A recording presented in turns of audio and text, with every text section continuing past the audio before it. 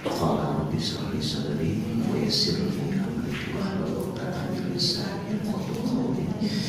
Al-Fatihah. Bismillahirrahmanirrahim. Ihdinas siratal mustaqim siratal ladzina an'amta 'alaihim ghairil maghdubi 'alaihim waladdallin.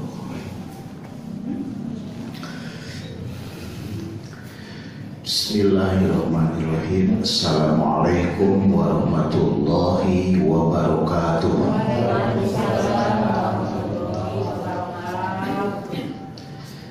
Bismillah, alhamdulillah, wassalatu wassalamu ala rasulillah wa ala alihi wa ashabihi wa mawalah. Asyhadu an la ilaha illallah wahdahu la syarikalah wa asyhadu anna sayyidana wa maulana Muhammadan abduhu wa rasuluhu alladzi la nabiyya ba'dah. Allahumma shalli wa sallim wa barik ala sayyidina Muhammadin wa ala ali sayyidina Muhammad amma ba'du. Ayyuhal hadirun ittaqullaha haqqa tuqatih wa la tamutunna illa wa antum muslimun. Mengucapkan terima kasih kepada seluruh jamaah, sahabat, sesepuh yang hadir pada kesempatan ini. Semoga kita semua selalu mendapatkan hidayah taufik dari Allah, selalu mendapatkan pertolongan dari Allah Subhanahu wa Ta'ala. Amin.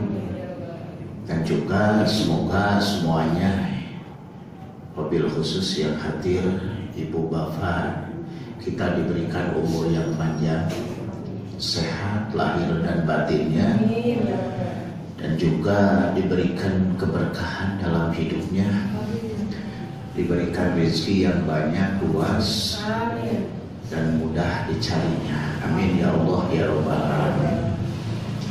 Ibu bapak hadirin yang saya hormati, yang saya cintai, dan tentunya insya Allah yang Allah muliakan semuanya.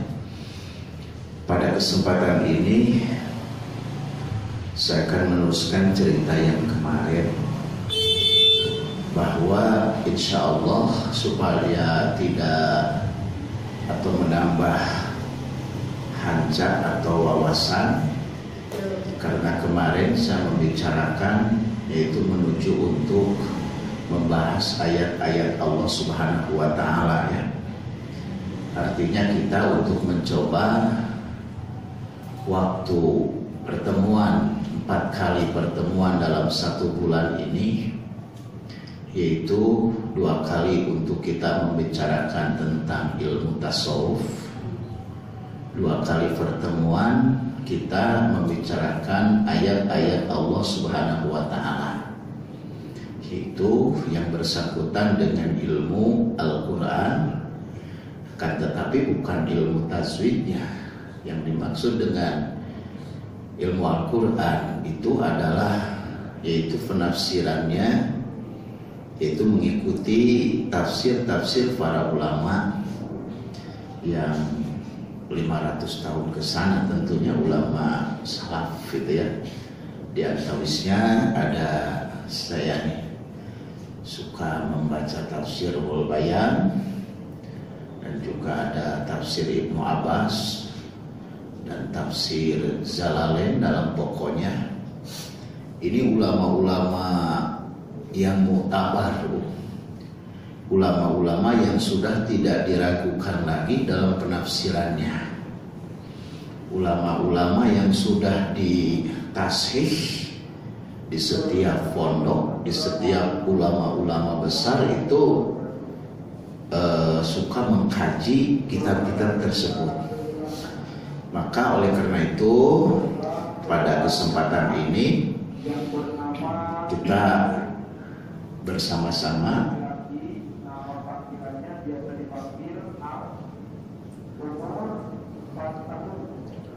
ada yang hilang anak itu cerita tinggal masih botek, ada kelentang-kelentang. di namu kata tani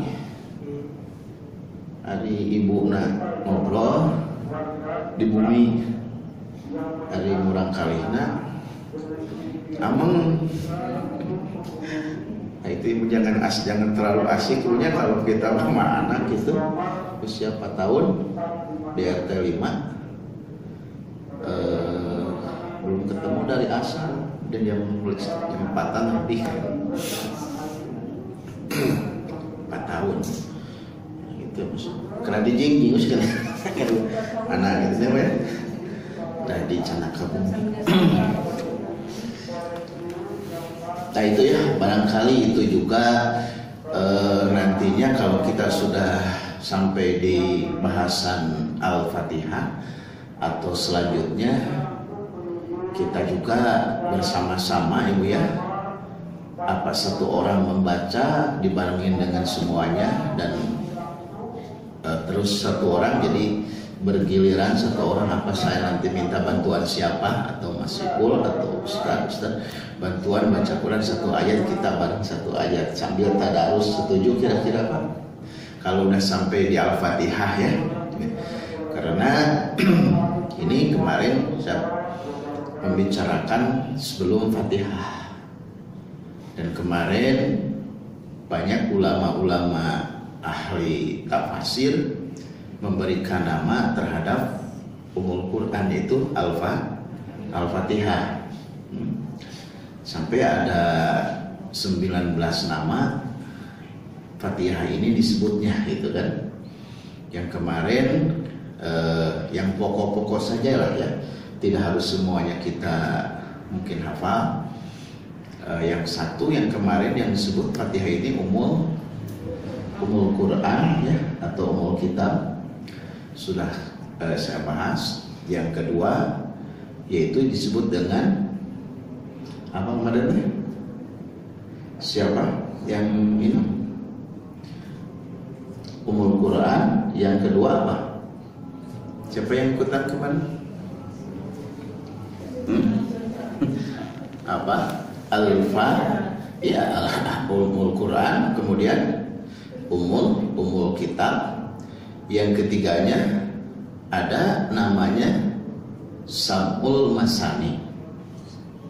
Nah, yang ketiga ini, ya Sab'ul Masani ini adalah kenapa Al-Fatihah ini diberi nama As-Sab'ul Matani.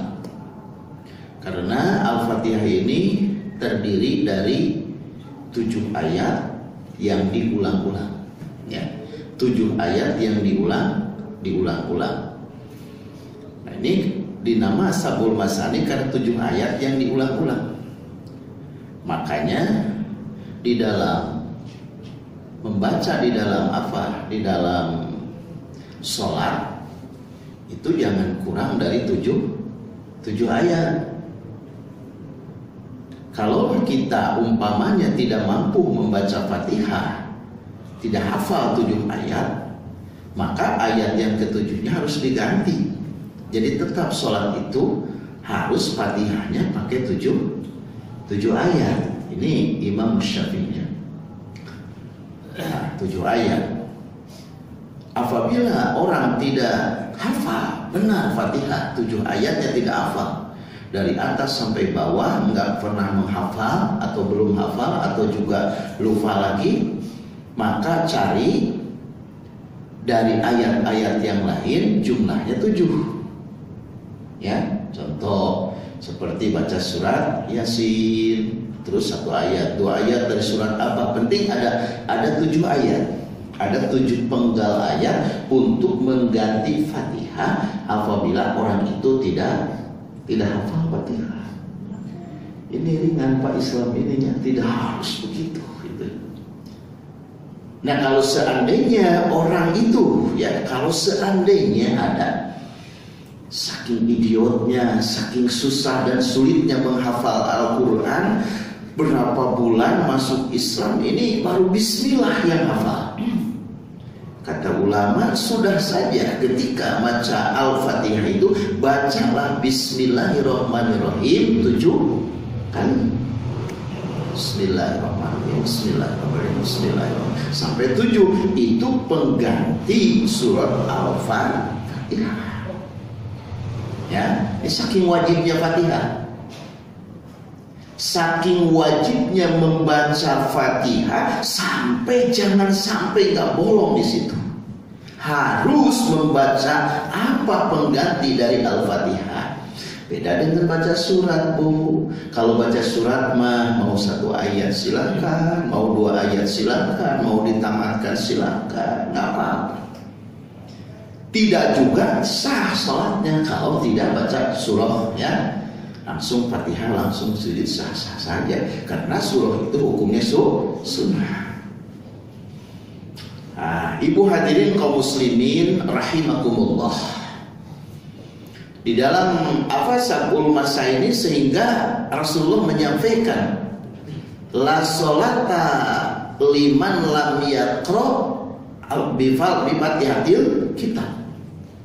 La sholata tidak sah, bukan tidak sempurna lagi.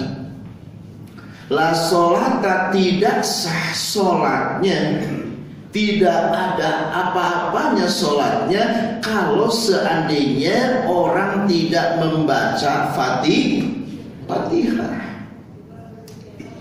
Maka enak di sini Pak Ian ini memberikan suatu jadi imam ini waladhdallin amin sebelum ke surat ada jatah untuk kita membaca Fatihah. Ya, baru selesai diukurlah 7 ayat lamanya, jangan terlalu lama. Baru imam ini, kemudian imam meneruskan membaca surah. Itu cara menurut Imam Syafi'i radhiyallahu anhu. Ya, kenapa saya mengunggulkan Imam Syafi'i? Supaya kita tidak talfik, ya. Talfik itu tidak mencampur aduk, maaf ya. Tidak mencampur adukan amaliyah kita. Karena kita punya imam 4 ya, yang didukung dan disahkan oleh seluruh ulama. Imam Abu Hanifah, Imam Malik, Imam Ahmad, Imam Syafi'i. Ya. Ada satu Imam Daudahiri, cuman itu tidak diaku oleh semua ulama. 4 aja yang masyhur. Nah ini yang 4 ini ibu bebas memilih siapapun, mau Imam Malik mangga, mau Imam Hanafi mangga, mau Imam Ahmad mangga, mau Imam Syafi'i juga nggak apa-apa. Ngan cuman di dalam keilmuan, di dalam usul fikih dan ilmu fikih kita ini tidak boleh talfik. Ada bahasa talfik ya. Talfik itu adalah mengambil sesuatu dari salah satu imam ini dan mengambil salah satu lagi dari imam ini lalu dicampur di kita. Contoh seperti kita syaratnya wudu dari Imam Syafi'i, rukun wudu dari Imam Ahmad umpamanya, gitu kan beda, jumlahnya beda, syaratnya beda, rukunnya beda, itu ada perbedaan faham di antara mereka. Nah ini jangan dicampurkan di dalam ibadah kita, di dalam keilmuan kita. Kalau hanya keilmuan, maaf ya, boleh-boleh saja untuk studi perbandingan. Tapi kalau dicampurkan ini, jangan. Itu tak. Nantinya orang akan mengambil yang enak, ya, yang enak-enaknya, gitu kan. Dari Imam Syafi'i ngambil yang ringan, dari Imam Hanafi ngambil yang ringan. Berat ini mau pindah ke sini, berat ini pindah ke sini, jangan benar gitu. Tapi ada pendapat kalau seandainya ibu luas wawasannya, hebat ilmunya, kitab Madahibul Arba'ah sudah di luar kepala. Ada ibu kitab Madahibul Arba'ah pangaosna teh kurang lebih ayeuna teh 2,5 juta.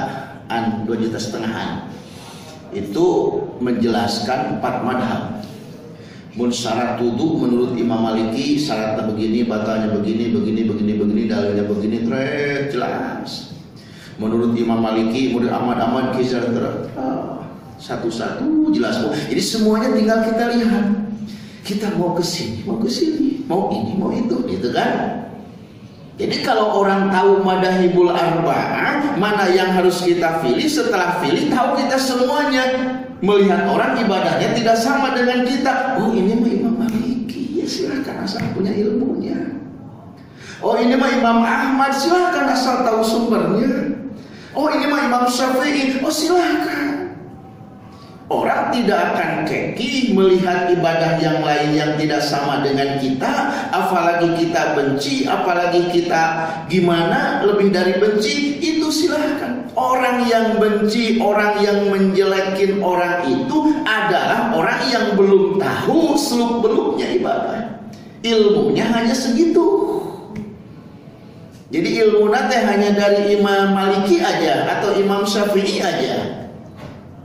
Tidak pernah mencari dalil-dalil yang lain, ya, tidak pernah. Padahal itu banyak, karena sahabat bukan 1, 2, 3, 4, 5, tapi sahabat ini ratusan, puluhan, bahkan ribuan sahabat itu. Tidak mungkin sahabat ini, Rasul ketika punya sahabat ini 20, Rasul pergi ke masjid itu ngabring 40-annya, Rasul kesini 40-annya. Mungkin salah satunya ada ganjalan dan ada halangan, ya. Nah itu ya. Makanya ini perlu diketahui, perlu kita tahu supaya kita ini bersatu. Supaya ini kita tidak pernah merasakan saya yang benar, antum yang salah. Ya, asal perlu ini sudah jelas dari mana pengambilan hadisnya, dari mana pengambilan ayatnya, insya Allah semuanya akan berjalan seiring, ya. Akan mengatur barisan yang rapat. Islam ini harus kuat, Islam ini harus hebat. Jangan kalah sama orang Islam non muslim, jangan kalah. Jadi kekuatan umat Islam itu dalam persatuan seharusnya. Kalau kita mau bersatu ya kuat, kalau tidak mau bersatu ya kalah. Makanya disindir oleh para ulama, Islam itu di akhir zaman kata Rasul bagaikan buih di dalam lautan.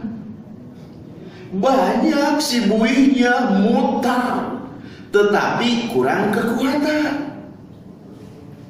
Walaupun banyak tapi tidak ada kekuatan. Sini Islam, di sana Islam, anak muslim, ente muslim, ante muslim, di mana-mana muslim. Kok kenapa masjid satu juga kecil gak beres-beres? Kok kenapa pondok pesantren santrinya banyak nggak pernah ada tempat, nggak ada yang menyumbang? Ini artinya umat Islam ini sudah tidak mau bersatu untuk kemajuan Islam.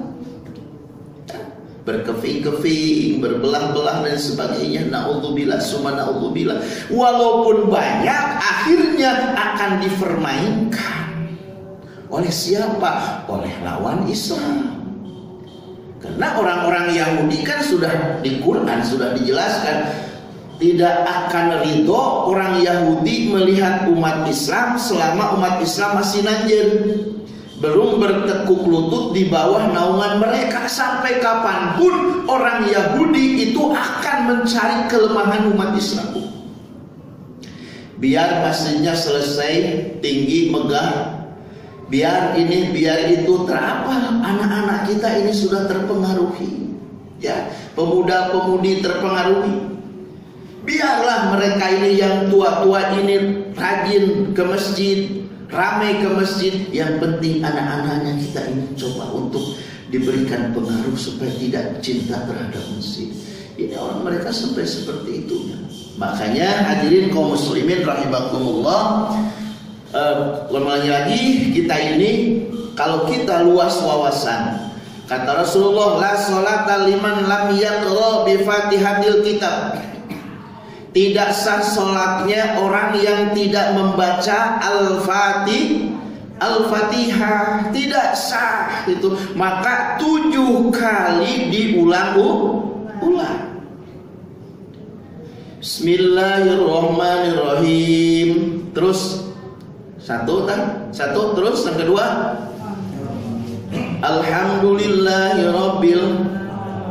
3 4 6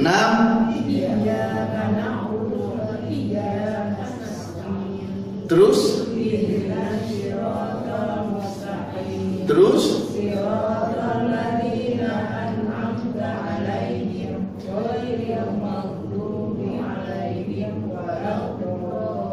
nah itu disatukan ayat jadi disatu ayatkan gitu ya, di satu ayat.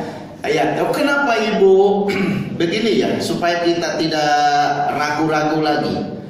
Di dalam salah satu keterangan di dalam Tafsirul Bayan di sini al-asal al-maqbul inda mutaakhirin al-Hanafiyah ya. Bis al-Fatihah ini 7 ayat ini ya, 7 ayat ini ada ulama yang berpendapat, yang bermadhabkan Imam Abu Hanifah, annal basmalata ayatun padatun, sesungguhnya atau ayat basmalah ini, bismillah ini termasuk satu ayat yang terpencil ya. Jadi Allah menurunkan Bismillahirrahmanirrahim ini tidak bersamaan dengan Alhamdulillahirabbil alamin. Diturunkannya ini Bismillahirrahmanirrahim ya. Bismillahirrahmanirrahim ini terpencil, tidak satu paket dengan Alhamdulillah ya, tidak satu paket dengan Alhamdulillah. Maka kalau Ibu mendengar iman macam-macam kan ya, ada yang pakai bismillah, ada yang enggak pakai bismillah, ada yang disamarkan, ada yang dikeraskan. Dari sini karena bismillah ini tidak satu paket dengan alhamdulillah dan seterusnya, artinya menurunkan Allah bismillah ini, bismillahirrahmanirrahim ini adalah satu waktu. Kapan Allah menurunkannya? Ketika orang-orang waktu itu ahlul kitab, orang-orang Yahudi, kalau mau apa saja mereka ini suka menyebut Lata dan Uzza. Ya. Jadi mau apa saja. Mau minum dia itu menyebut Bismillahirrahmanirrahim wal Uzza dengan menyebut nama Lata dan Uzza. Mau jalan, bangun tidur itu selalu Bismillah wal Uzza. Itu orang-orang ahlul kitab alias orang-orang kafir waktu itu. Nah Allah subhanahu wa ta'ala umat Islam ini belum ada kata-kata ketika mau apa saja. Nah Allah menurunkan melalui Rasulullah sallallahu alaihi wasallam yaitu surat apa? Bismillahirrahmanirrahim. Bukan surat ayat Bismillahirrahmanirrahim. Maka dari situlah, dari mulai itulah umat Islam itu ketika turun wahyu Bismillahirrahmanirrahim, segala sesuatu harus diawali dengan membaca Bismillahirrahmanirrahim. Terus kemudian menyangkut dengan Al-Quran, Bismillah ini pertama bil barakah, ulama menyampaikan. Yang kedua lil fasli, untuk apa istilahnya, untuk memisah-misah antara surat dan surat. Seperti Qul huwallahu ahad, sebelumnya ditulis bismillah kan. Nah, tidak, sebetulnya bukan satu paket bismillah dengan surat Al-Ikhlas, bukan. Tapi itu bismillah itu adalah Al-Quran. Lepas dari apa? Dari apa bersatu dan tidak bersatunya dengan surat, yang jelas itu bismillah adalah Al-Quran. Maka ditulis di dalam Al-Quran ini adalah Bismillahirrahmanirrahim. Al-Hakumut selesai, tulis bismillah lagi ya. Wal asri selesai, Bismillahirrahmanirrahim lagi. Ini artinya kata Rasulullah, jangan menulis di dalam Al-Quran itu yang bukan ayat Quran. Kamu jangan mencampur radukan kata-kata atau bahasa Arab yang bukan Quran ditulis di dalam Quran, itu haram.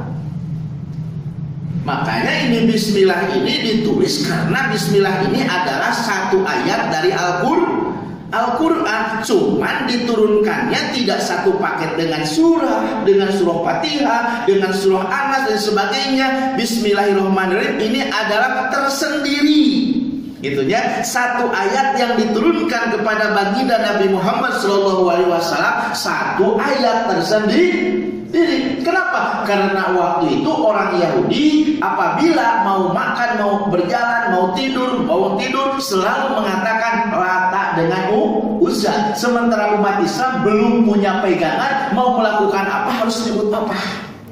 Turun ayat Bismillahirrahmanirrahim. Makanya kita mau tidur Bismillahirrahmanirrahim, bangun Bismillahirrahmanirrahim, mau makan, mau minum, mau apa saja kita diharuskan membaca dan menyebut asma Allah Subhanahu wa ta'ala. Maka dalam hadis dikatakan barang siapa orang yang memulai sesuatu itu yang baik, harus kulu amrin bibalin itu ya, segala sesuatu yang ada unsur kebaikan kita harus diawali dengan apa saja ibu? Mau bicara, mau menyampaikan tausiah ya, mau tausiah kepada anak, kepada siapa, bismillah, a'udzubillah, nyungkeun perlindungan dari Allah Subhanahu wa ta'ala. Awali dengan bismillah kita ini ya. Kalau seandainya kita akan melakukan sesuatu yang baik tanpa diawali dengan membaca Bismillahirrahmanirrahim, maka itu kurang barokah alias sedikit berkahnya. Rasul mengumpamakan seperti hewan yang tidak punya buntut, tidak punya ekor. Itu kelihatannya tidak indah, itu kelihatannya jelek. Coba kalau punya ekor, digomplokin rambutnya, kucing juga kan semakin indah kelihatannya. Nah kalau kita umpamanya duduk pakai bismillah, makan pakai bismillah, kerja pakai bismillah di awalnya, insya Allah segala kegiatan itu akan mengundang berkah. Duduknya akan barokah, makannya akan barokah, tidurnya akan barokah, minumnya akan barokah, kerjanya akan barokah. Kenapa? Karena dengan bismillah. Apa sih yang memisahkan barokah? Pertama, Bismillahirrahmanirrahim. Ini akan menyertai kita dan mengusir setan. Setan ini takut, Bu. Saya ingat ada seseorang sahabat mimpi di dalam tidurnya. Di dalam mimpinya itu ada setan menghampiri. Lalu dia ini angkat tongkat. Dia angkat tongkat, itu sahabat angkat tongkat mau melempar atau mau menghantam iblis. Iblis sambil ngangkat tangannya, wahai Abayadid, saya tidak takut dengan tongkatmu. Kecil tongkatmu itu. Yang saya takutin adalah kemakrifatan, adalah hubungan hati kamu dengan Allah. Itu yang ditakuti. Yaitu yang ditakuti bukan dengan tongkatnya, bukan dengan mau dipukulnya, tapi iblis setan ini sangat takut oleh manusia yang ketika melakukan sesuatu menyebut asma Allah Subhanahu wa ta'ala. Orang mau makan Bismillahirrahmanirrahim, setan itu kabur. Kalau tidak pakai Bismillahirrahmanirrahim, tidak pakai doa, yakin itu apa? Setan itu selalu rakus. Kita lupa sama Allah, Bu ya. Lupa sama Allah, makan jadi rakus, Bu. Segala semua jadi rakus, jadi tamak itu. Maka kita selalu ingat kepada Allah Subhanahu wa ta'ala dengan mengucapkan Bismillahirrahmanirrahim. Nah ini, Bu ya. Makanya ada ulama yang berpendapat, Abu Hanifah berpendapat di dalam membaca Al-Fatihah ini, kata beliau ini dan ulama Kufah ini, mengikut ulama Kufah, beliau ini tidak harus dengan membaca bismillah, ya, tidak harus dengan bismillah. Gimana beliau berpendapat? Bismillahnya tapi disirkan, jangan kedengaran. Cukup begini aja, kata Imam Abu Hanifah mah, Bismillahirrahmanirrahim, Alhamdulillahirabbil alamin. Ada yang gitu, panca kaki. Itu ada hadisnya. Hadisnya begini Bu. Jadi di sini sudah ada tafsirin ditulis hadisnya. Ada Abu Hanifah mengambil hadis, dia itu keterimaan Anas bin Malik. Hadisnya dia itu Anas bin Malik ketika bersolat bersama Rasulullah Shallallahu Alaihi Wasallam. Rasulullah membaca Fatihah waktu itu tidak sir dengan yang depan. Rasul mendengar baca Fatihah cuman kecil-kecil, samar-samar. Nah, padahal di belakangnya itu ada Umar, ada Utsman, ada Ali itu yang sholat jadi makmumnya ini. Rasulullah langsung Alhamdulillah langsung. Nah, diikutin hadis ini, dipegang. Jangan begini, saya mau dari hadis nggak dari ulama, ya. Ya kalau bukan dari ulama sih, dari siapa kita ini? Kan kita ini punya guru kita punya guru, gurunya punya guru, guru berguru. Nah, orang tanpa guru bukan ilmunya juga, kata Nabi kan, kalau kita tanpa guru, gurunya setan. Tidak mungkin simsalabin, ya, walaupun ilmu laduni, tetap aja ilmu laduni itu harus ngaji. Maka dalam hadis Rasul, al ilmu bita'lim, punya ilmu adalah ngaji. Mun hayang boga ilmu ngaji. Yanfa'uhu bil khidmah, manfaatnya ilmu dengan khidmah. Khidmah teh apa? Ngaladen teh apa? Satya, pertama ke Allah, yang kedua ke Rasul, yang ketiga ke guru kita. Kita khidmah artinya taat kepada Allah, mengikuti sunnah Rasul. Kemudian kita khidmah kepada guru ulama kita. Ya, siapa yang tidak punya guru? Dulu kita abatasa diajarin sama siapa, Bu? Ya, sama seseorang manusia. Tidak simsalabin abatasa jajaha. Kalau dulu besinjer bismim alif lam hijr milam jabar hijr bismillahi dulu. Ya kan ini guru itu teh. Ya. Guru, yang namanya guru itu walaupun tidak banyak ilmunya, bahkan itu yang lebih harus dianggap guru oleh kita.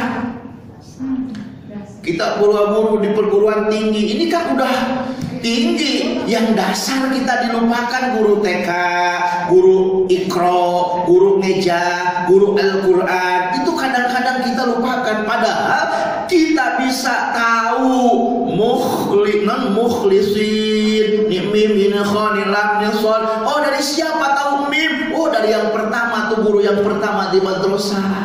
Ya, itu yang harus kita malayan, mengucapkan terima kasih. Ya, kelihatannya kurang maju ekonominya, kita bantu sedikit. Itu kan itu guru kita. Semuanya. Ada orang yang tidak merasa tidak punya guru, tapi dia baca buku. Ada buku menang syarat, menang jelma, lain menang gina ya. Menang jelma, ya. Jelma. Simkurin dia buku teh naon? Tulisan kan? Tapi yakin ini ada orang yang menulisnya. Ya Bu ya? Ada orang yang menulisnya, ada orang yang yang mengarangnya. Ini yakin. Saya tidak ngaku karena tetap berarti kita tidak akan manfaat ilmunya. Minimal siapa pengarang ini kitab, pengarang buku, harus tahu. Apalagi sekarang harus tahu siapa pengarangnya. Mau baca buku harus lihat dulu pengarangnya siapa, orang terkenal atau tidak. Takut-takut ini kan non muslim juga ikut ikut mengarang kitab-kitab muslim gitu ya. Cuman dicampur adukan, diselipkan itu kan itu. Dulu Spander Plus itu mengarang kitab kecil ya, mengajarkan tentang wudu, dibacanya wudu jadi wulu. Apa artinya? Ya, ini akan menghancurkan artinya. Makanya kita harus paham. Harus paham. Bahkan kita pesantren juga sok aneh gitu. Riyadhus Shalihin aslinya di mana gitu kan. Sementara itu dikaji di madhab Imam Hanafi. Sementara Riyadhus Shalihin itu yang aslinya itu madhabnya kebanyakan Imam Syafi'i. Isi daripada hadis-hadis yang tertuang di dalam kitab Riyadhus Shalihin ini seperti ada tawasul. Ya. Ada tafa'ul di situ kan, riwayat yang keluar dari gua itu yang 3 orang itu bab tawasul kan. Tapi dipelajari kadang-kadang diajarkan ini di tempat-tempat golongan yang bermadhab Imam Hanafi. Tidak tahu apa itu di tuncalan hadisnya, apa itu di pilihan gimana. Maka kitanya harus jelas kalau sudah dibukukan nih, kalau sudah tidak bahasa Arab lagi, kita harus tahu. Ya, kalau sekarang Riyadhus Shalihin ada kitab ininya, maksudnya ada Latinnya ya. Yang aslinya itu bukan Latin. Yang aslinya bukan Latin. Bacanya juga harus mondok dulu, harus tahu dulu gitu. Ya, harus tahu dulu gitu. Ah iya, ya. Jadi kalau apa di pilihan apa gimana gitu ya, itu apa dikurangan apa gimana ya gitu ya, itu harus diakurkan jeung aslina. Mata anu kungsi mondok-mondok di pesantren ada kitab-kitab seperti I'anatul Thalibin dan sebagainya, itu asli kitab pondok pesantren dari zaman dulu, zaman pondok pesantren ini, zaman kiai-kiai dulu. Ini ada, ternyata ada salah satu bab yang dihilangkan. Ada salah satu bab yang bukan maksudnya dihilangkan, tetapi tidak ditulis lah gitu ya, tidak ditukil, tidak dipindahkan. Nah, makanya kita semua ini kalau seandainya kita madhab Imam Syafi'i, ya ikutilah Syafi'i, setialah pada. Kalau kita Imam Maliki, ya ikutilah Maliki. Ya kita dalam fikihna, dalam manhajna ya. Ya dalam manhajnya. Kalau ilmu tauhid, ilmu akidah cuma 2 yang kita harus ikuti. Abu Hasan Al-Asy'ari dan Abu Mansur Al-Maturidi. Yang lain nggak boleh curiga, sesat. Ya, bisa kafir mujassimah, bisa mu'tazilah, bisa pulasifah, bisa jabariyah. Ini sampai 73 golongan di pendapat orang-orang kafir ini. Yang selamat cuma satu yang benar, yaitu Ahlus Sunnah wal Jamaah. Ya, Ahlus Sunnah wal Jamaah yang menjelaskan bahwa Allah itu laisa kamitslihi syai'un. Allah itu tidak ada bangsanya dan tidak bisa diumpamakan dengan apapun. Itunya beda dengan kaum mujassimah bahwa Allah itu berjisim. Beda dengan kaum ruhaniyah bahwa Allah itu bersembayang di dalam hati. Ada yang menyebutkan bahwa Allah itu ada di arsy. Ya, Ar-Rahmanu 'alal arsis tawa. Allah itu sedang bersedendang di aras. Padahal alana di mana istaula bukan di mana istilah. Kalau di mana istilah ya memang Allah itu ada di atas aras. Kalau mana istaula berarti Allah itu bukan ada di atas, tetapi Allah itu pengurus aras. Ar-Rahmanu An-Nuru bis-sama, tuh kan cahaya ini di langit.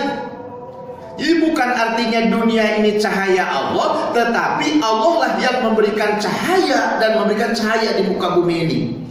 Kalau aslinya makan Allahu nurus sama mawati, Allah itu cahaya lah langit. Kalau langit tidak bercahaya berarti Allah itu tidak ada. Nah, ngerti kan kita, kalau langit tidak bercahaya berarti Allah tidak ada. Itu pendapat-pendapat yang sesat yang tidak boleh kita ikuti. Makanya dalam ilmu akidah cuma 2 yang disahkan. Yang pertama Abu Hasan Al-Asy'ari, Abu Mansur Al-Maturidi. Kitabnya sudah muktabar di tiap pondok, di antaranya ada Fathul Majid. Ya. Ada Tijanud Daruri. Ada ada istilahnya Ba'diyah, ada Kulubiyah, ada semua banyak itu ya. Nah, makanya yang pernah mempunyai atau pernah mengkaji itu jangan dihilangkan. Nanti kalau ada yang sudah dibukukan, samakan dengan aslinya. Takut ada perubahan, itu kan jelmahin apa lagi kita, gitu ya. Ibu sadaya rahimakumullah, ada suara ada Allahu Akbar ya. Itulah baru 3 lah. Tadi pentingnya ibu masih siap untuk mendengarkan, Bu?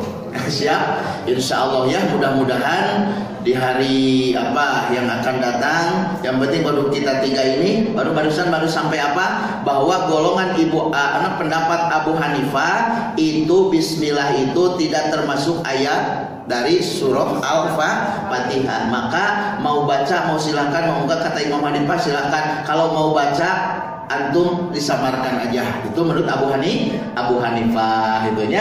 Terus dari kaul Imam Malik dan kaul Imam Syafi'i ya. Kalau Imam Malik dan supaya ini Imam Malik itu sama sekali tidak boleh. Ada nggak di sini Imam Malik? Masih pun Imam Malik nggak ada sama sekali itu Imam Malik mah nggak boleh baca Fatihah. Imam Malik udah nggak boleh disirkan, nggak boleh, langsung aja Allahu Akbar, Bismillah, Allahu Akbar, Alhamdulillahirabbil alamin. Itu sama sekali nggak ada Imam Malik ya. Nah, terus ada Imam yang ketiga, Imam Syafi'i radhiyallahu anhu. Imam Syafi'i ada hadisnya, bahkan banyak hadisnya ketika sholat dengan Rasulullah membaca Bismillah. Bari itu Rasulullah dikeraskan. Makanya mungkin kalau di sini dikeraskan ini mengikuti Imam Syafi'i radhiyallahu anhu. Adapun kalau ada imam yang diinikan, jangan dicaci, jangan dimaki, berarti dia itu imam yang lain. Itu aja Ibu ya, supaya kita punya pegangan gitu kan. Hadisnya apabila perlu boleh Ibu ya, banyak hadisnya saya catat gitu kan. Sekian dan terima kasih. Mudah-mudahan Allah Subhanahu wa taala memberikan ilmu kepada kita yang bermanfaat Ibu ya. Istiqomah terus Ibu, siap istiqomah mal ibadah ya Bu ya, seminggu sekali Bapak ya. Mudah-mudahan kita ini sampai akhir hayat. Amin ya Allah ya rabbal alamin. Rabbana atina fid dunya hasanah wa fil akhirati hasanah wa qina adzabannar. Wassalamun alal mursalin walhamdulillahi rabbil alamin. Assalamualaikum warahmatullahi wabarakatuh.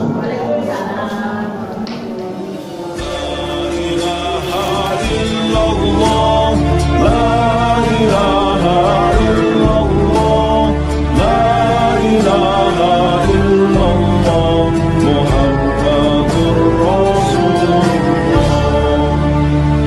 Kalimat tauhid suci, bendera panji Nabi, tanamkan dalam hati, kibarkan tinggi-tinggi. La ilaha illallah, la ilaha illallah, la ilaha illallah, Muhammadur Rasulullah. Dengan bendera suci bersama panji Nabi, ayo jaga NKRI dari para pembenci. La ilaha illallah, la ilaha illallah, la ilaha illallah, Muhammadur Rasulullah. Allah Allahu Akbar, Allah Allahu Akbar, Allah Allahu Akbar, Allahu Akbar walillahil hamd.